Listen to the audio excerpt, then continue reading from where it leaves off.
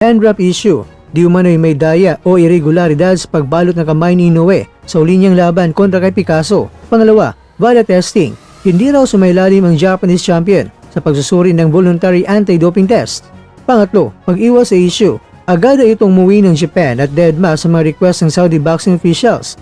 Dahil dito, kumakalat din ang mga banta na posibleng bawiin ang lahat ng mga world titles ni Inoue kung hindi ito makakapagbigay ng malinaw na paliwanag.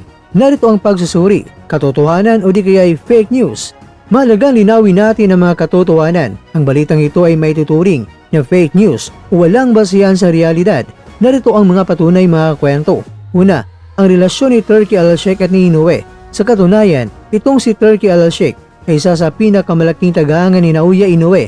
Noong nakarang taon lamang, pumirma si Inoue ng isang multi-billion yen sponsorship deal sa Riyadh season. Si Al-Sheikh pa nga ang nag-imbita kay Inoue sa Saudi Arabia at binigyan siya ng mainit na pagtanggap.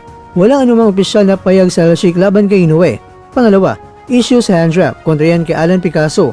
Ang issue sa hand-wrap ay walang nakitang illegal. Ang paraan ng pag-hand-wrap ni Inoue ay naayon sa international standards pero sumablay nga pagdating sa Saudi dahil bawal ang standard para kay Inoue dahil pwede yun sa Japan at sa Saudi ay ipinagbabawal. Pangatlo, status ng titulo. Nananatiling undisputed super bantamweight world champion si Inoue. Walang anumang sanctioning bodies